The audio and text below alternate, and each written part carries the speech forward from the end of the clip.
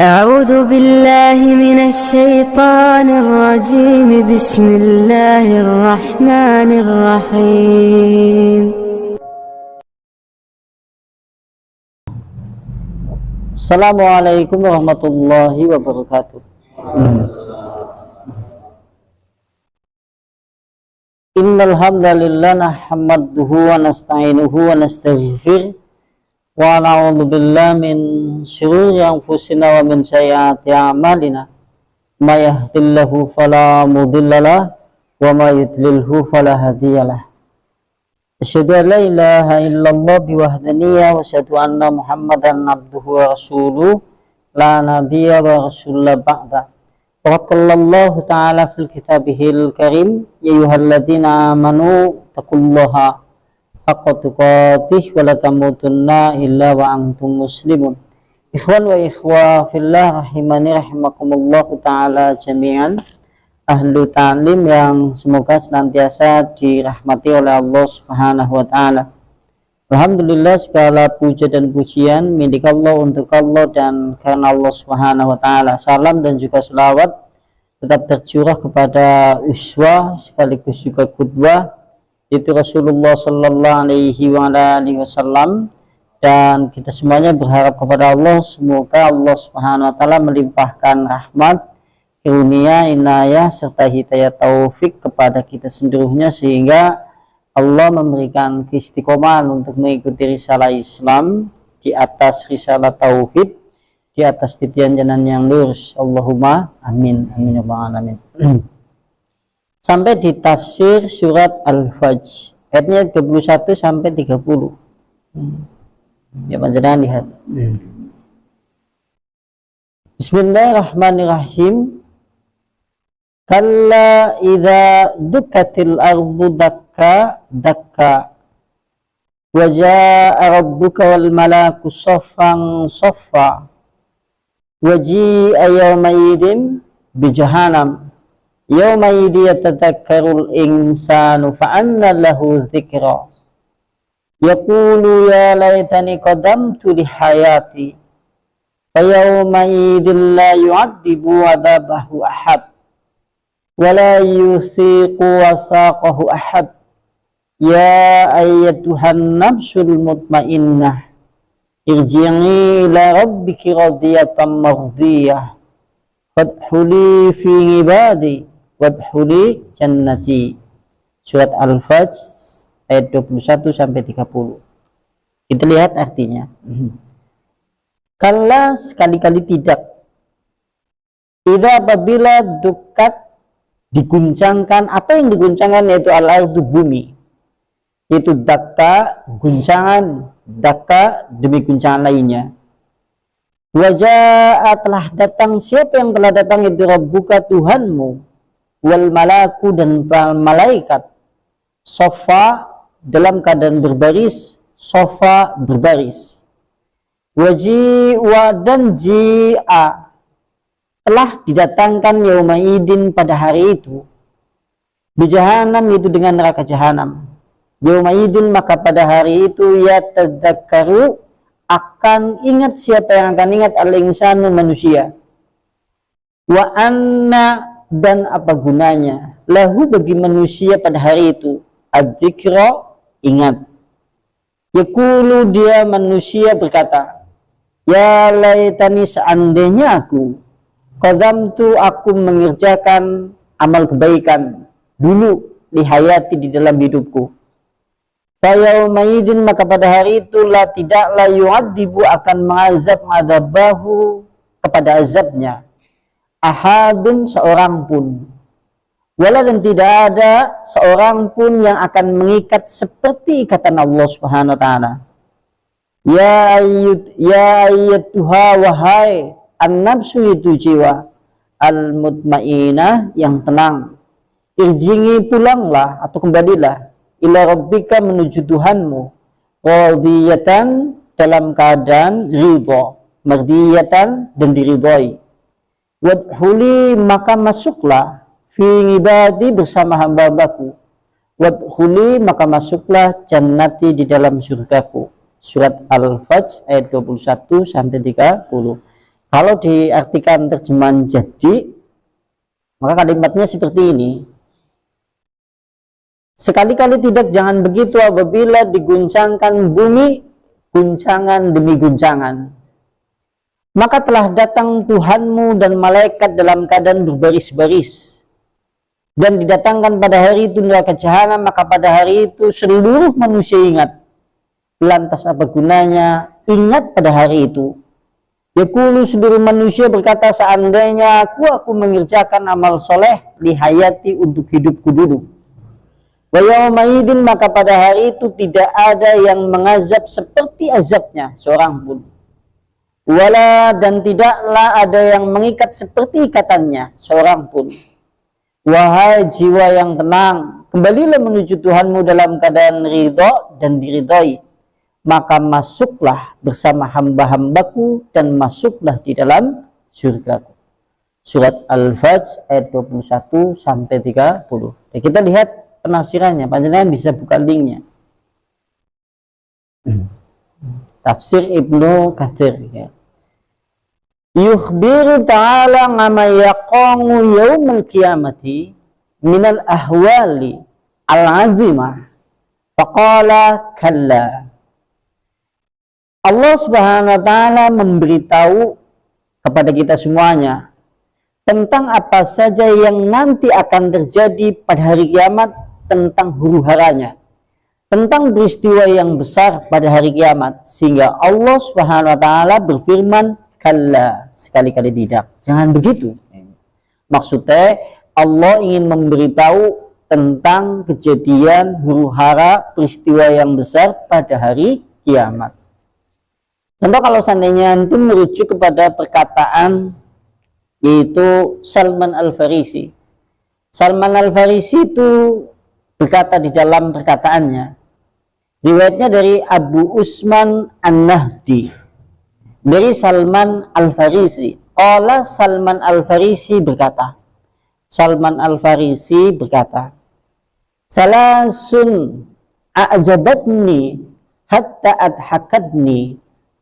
Kata beliau, ada 3 perkara yang menakjubkan untuk diriku sampai kemudian aku tertawa. Kata beliau, ada 3 perkara yang membuat hal itu menakjubkan bagiku sampai kemudian hal itu menjadikan aku tertawa.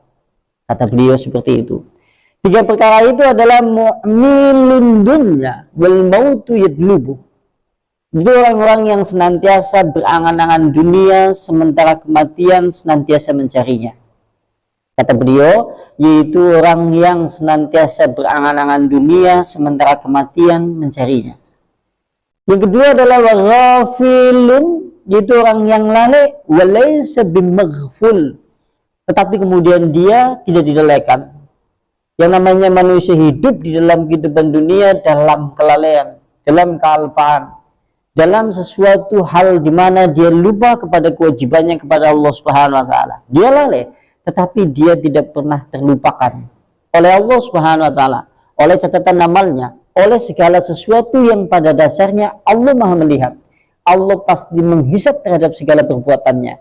Makanya kemudian ada kalimat, sungguh membuat aku kemudian heran kepada orang yang sampai membuat aku tertawa, yaitu orang yang lalai, kemudian dia padahal tidak pernah dilalaikan oleh Allah. Maksudnya seperti itu. Kata beliau kemudian yang ketiga adalah, kata beliau, yaitu wadahikun mil'u fihi la yadri asahitun rabbul alamin alaihi amradinanhu. Kata beliau, yaitu seorang yang dia tertawa dengan sepenuh bibirnya, sementara kemudian dia tidak tahu apakah dia Allah Subhanahu wa taala yang merajai alam semesta ini murka atau ridho. Kata beliau, yaitu yang nomor 3 adalah orang yang pada dasarnya dia bersenang-senang, berbahagia di dalam kehidupan dunia dengan segala perbuatan maksiat yang ia lakukan. Seakan-akan kemudian ia nampak seakan-akan bahagia di dalam kehidupannya. Padahal dia tidak mengetahui apakah Allah ridho apakah Allah kemudian murka sehingga apakah kelak dia masuk ke dalam neraka ataupun ke dalam surga. Maksudnya kebahagiaan di dalam dunia seakan-akan membuat seorang Salman Al-Farisi ini heran, sampai kemudian dia membuat tertawa. Seandainya ada orang yang tertipu di dalam orang yang bahagia di dalam kehidupan dunia tanpa pernah berpikir apakah kebahagiaan itu kemudian menjadikan itu dia selamat di sisi Allah atau kemudian Allah Subhanahu wa taala tidak menyelamatkannya. Nah, lantas yang berhubungan dengan bab ini, kata beliau, wasallasun, dan ada 3 perkara, ahzanani hatta abakatni. Ada 3 perkara yang membuat 3 perkara itu membuat aku bersedih. Dan juga lantas kemudian sampai hal 3 perkara tersebut membuat aku menangis. Kata beliau, ada 3 perkara yang membuat 3 perkara itu membuat aku bersedih. Sampai kemudian 3 perkara itu membuat aku menangis. Kata beliau adalah firaqum Muhammadin, berpisah dari Rasulullah sallallahu alaihi wasallam wa hizbihi, dan sahabat-sahabatnya. Bagi seorang Salman Al-Farisi, dia adalah sahabat Rasulullah, maka sesuatu yang paling menyedihkan di dalam kehidupan dunia, sesuatu yang membuat dia menangis di antaranya karena dia berpisah dari yaitu sahabat-sahabatnya dan dari Rasulullah sallallahu alaihi wasallam. Dan berikutnya yang berhubungan dengan masalah ini, wa haulul madlagi, katanya, yaitu hari terjadinya huru-hara hari kiamat, yaitu peristiwa yang besar. Pada saat itu ditampakkan seluruh amalan-amalan manusia. Kata beliau, yang membuat dia bersedih, membuat kemudian sampai dia menangis adalah yang nomor 2, peristiwa huru-hara kiamat yang cukup besar.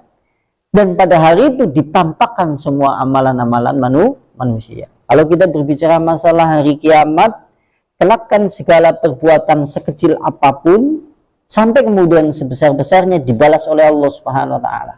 Sehingga bagi seorang Salman Al-Farisi, hari penampakan amalan manusia di hadapannya itu adalah sesuatu yang pantas membuat dia bersedih dan pantas membuat dia menangis. Kemudian yang ketiga, wal wuqufu baina yad rabbi, yaitu hari tatkala kemudian aku menghadap kepada Allah Subhanahu wa taala, berdiri di hadapan Allah Subhanahu wa taala, sementara kemudian aku tidak tahu apakah nanti aku dimasukkan ke dalam surga atau ke dalam neraka.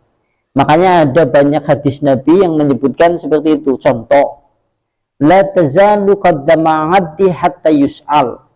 Kedua kaki manusia tidak pernah akan bergeser kelak di hadapan Allah Subhanahu wa taala sampai ditanya 4 perkara. Dulu pernah disinggung terkait masalah itu. Tentang umurnya untuk apa ia habiskan, tentang harta bendanya untuk apakah kemudian ia bergunakan, tentang kemudian hidupnya untuk apa kemudian ia usangkan, dan tentang harta bendanya untuk apakah kemudian ia gunakan. Dan banyak hadis-hadis yang meriwayatkan seperti itu. Makanya di dalam firman Allah kemudian kalimat kalla, sekali-kali tidak, Allah ingin memberitahu terkait masalah peristiwa yang besar yang terjadi pada hari kiamat. Kalau di sini maksudnya adalah benar, peristiwa itu pasti terjadi. Di antaranya adalah idza dukatil ardu dakka-dakka, apabila bumi diguncangkan, guncangan demi guncangan. Maksudnya adalah mutiat wa muhitat wa suwiyat al-ardu wal jibalu wa qama khalaik min kuburihim li rabbihim. Maksud kalimat itu adalah tatkala bumi diratakan, tatkala bumi dibentangkan, sehingga gunung-gunung kemudian bumi tidak ada gundukan sama sekali kecuali rata. Dan pada saat itulah manusia kemudian dibangkitkan dari kubur-kubur mereka untuk menghadap kepada Allah Subhanahu wa taala. Seorang Abu Dzar Al-Ghifari atau seorang sahabat Rasulullah sallallahu alaihi wasallam, yaitu Abu Darda, dia pernah menangis memikirkan terkait masalah ini. Di antaranya adalah satu hal yang membuat dia banyak menangis adalah tatkala manusia digiring menuju padang mahsyar, disuruh kemudian menghadap kepada Allah, nanti kelak akan diadili oleh Allah Subhanahu wa taala. Maksud kalimat ini adalah persiapan untuk menuju padang mahsyar. Maka bumi diratakan, gunung-gunung diratakan, tidak ada kemudian sesuatu yang kemudian menonjol dari permukaannya, kecuali rata semuanya. Itu maksud dari kalimat waji, yaitu idza dukkatil ardu dakka-dakka. Bumi diratakna, gunung-gunung diratakan, semuanya rata. Dan manusia kemudian dibangkitkan dari alam barzah untuk menuju Allah Subhanahu wa ta'ala. Kalau dalam hadis Rasulullah kan disebutkan, kelak kita semuanya begitu kemudian dibangkitkan dari alam barzah dalam keadaan tidak menggunakan sandal, tidak menggunakan pakaian, telanjang badan, kemudian tidak bersunat. Kelak kita dihadapkan kepada Allah dalam keadaan yang seperti itu. Yang kelak nanti akan diberi pakaian pertama kali oleh Allah, diantaranya adalah Nabi Ibrahim. Kemudian berikutnya terkait masalah siapa saja yang pernah berbuat kebaikan kepada saudaranya muslim. Kalau disebutkan di dalam hadis Rasulullah sallallahu alaihi wasallam. Dan berikutnya wajah rabbuka, lalu kemudian Tuhanmu datang. Maksudnya adalah li faslil qada'i baina khalqi, yaitu untuk menghukumi atau untuk menentukan keputusan di antara makhluk-makhluknya.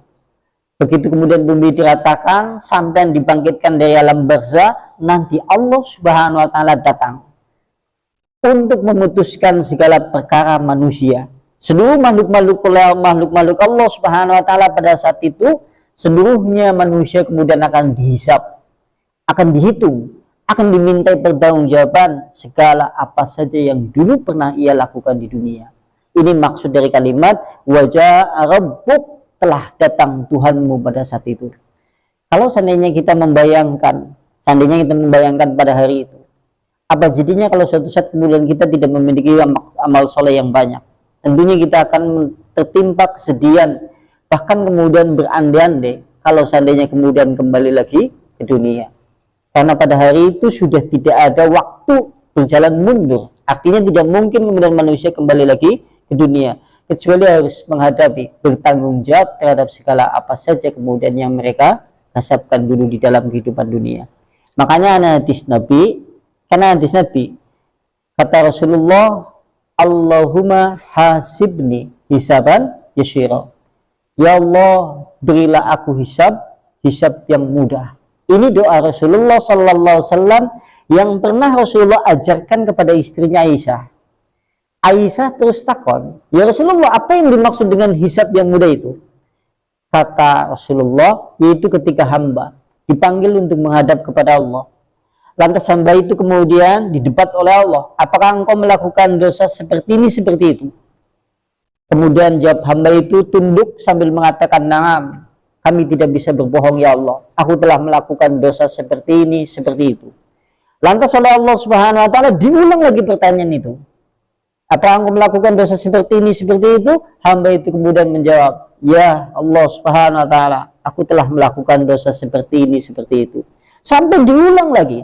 Lantas kemudian saking kemudian malunya, saking tunduknya manusia itu, takutnya, khawatirnya kalau seandainya dia tidak selamat, Allah kemudian berfirman, aghfiru laka dzunuba, aku mengampuni dosa-dosamu dan aku tutup seluruh aib-aib terhadap dosamu pada hari ini. Maka ini yang dimaksud dengan hisab yang ringan. Hisab yang ringan sampai diundang dilehna dosa-dosanya dewek kabeh.